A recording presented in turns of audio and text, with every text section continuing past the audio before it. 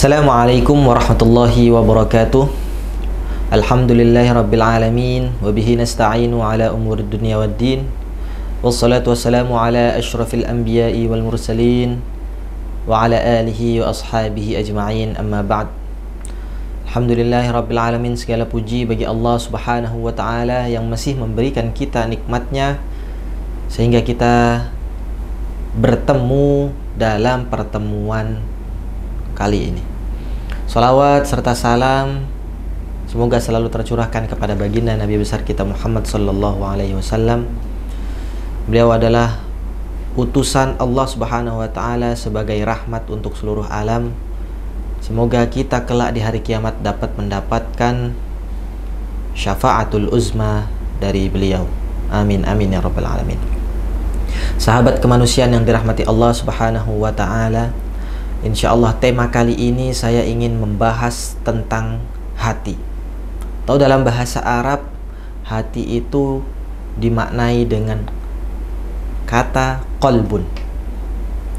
Qalbun berasal dari kata qallaba yuqallibu. Artinya secara bahasa itu membalikkan. Mengapa hati itu diartikan dalam bahasa Arab dengan kosakata qalbun, dengan mufradat qalbun? Karena memang hati itu ya sangat mudah sekali berbalik, sangat mudah sekali berpindah haluan, dan sangat mudah sekali untuk berubah-ubah.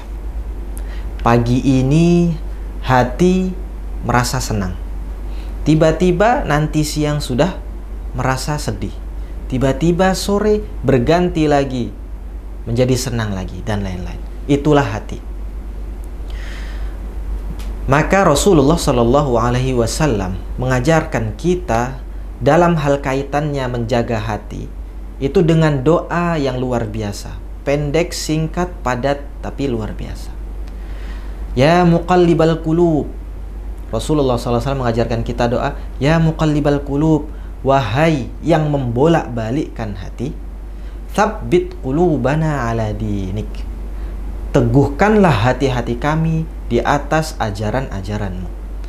Wa ya musarrifal qulub, dan wahai yang membolak-balikkan hati, sarrif qulubana ila ta'atik, maka balikkan hati kami untuk tetap teguh di atas ajaranmu.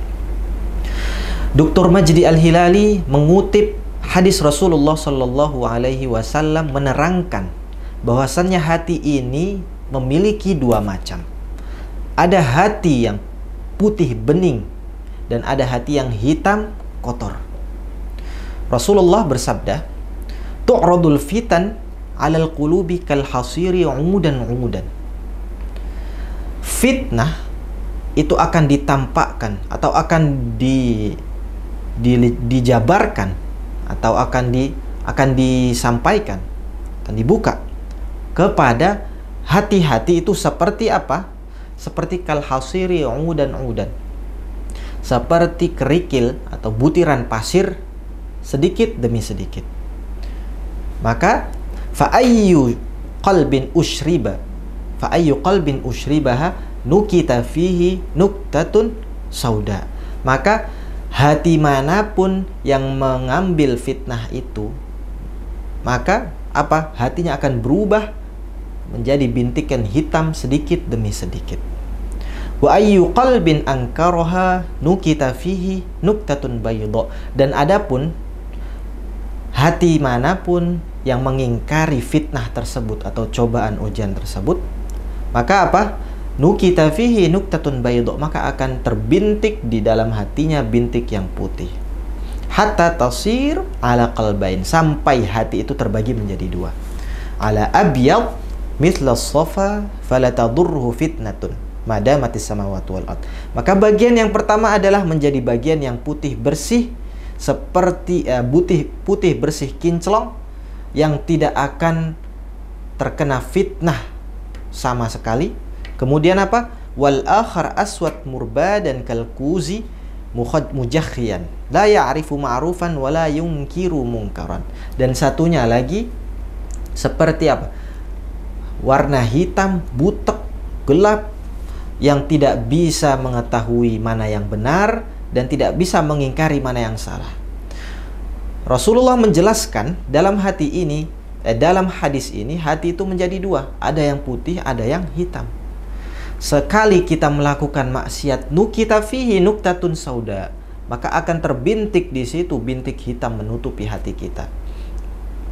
Kalau kita taat kepada Allah, melakukan ibadah, kemudian menyembah Allah Subhanahu wa taala, melakukan perintahnya, menjauhi larangannya, maka nukita fihi nuktatun bayudha, maka akan terbintiklah bintik putih yang tadinya hitam hampir memenuh. Kemudian kita taubat, dan setelah taubat kita memperbanyak amal soleh, maka hitam itu akan berkurang, semakin berkurang. Begitulah hati. Rasul gambarkan pembagian hati itu. Maka dari hadis tentang pembagian hati ini, itu memiliki derajat yang berbeda-beda. Derajat kehitaman hati itu ada yang sangat hitam pekat, ada yang hitam di bawahnya, ada yang abu-abu, dan putih pun juga begitu. Ada yang putih kecoklatan, ada yang putih bersih, dan lain-lain. Maka dari itu, hendaknya kita semua selalu mengingat bahwasannya sekecil apapun maksiat yang dilakukan itu sangat berdampak sekali kepada sensitivitas hati kita untuk mengetahui mana yang benar dan mana yang salah. Kalau kita sering menyepelekan suatu perbuatan yang kecil, entah itu kebaikan maupun keburukan, ingat pengaruhnya di dalam hati. Kalau kita secara sadar merasa bingung apakah hal ini atau isu yang kita dengar itu adalah baik atau buruk, maka pertanyakan dalam hati. Jangan-jangan hati ini sudah tertutup sehingga susah untuk membedakan mana yang baik dan mana yang benar. Mungkin ini saja yang bisa saya sampaikan. Semoga bermanfaat. Aqulu qawli hadza wa astaghfirullaha li wa lakum. Wassalamualaikum warahmatullahi wabarakatuh.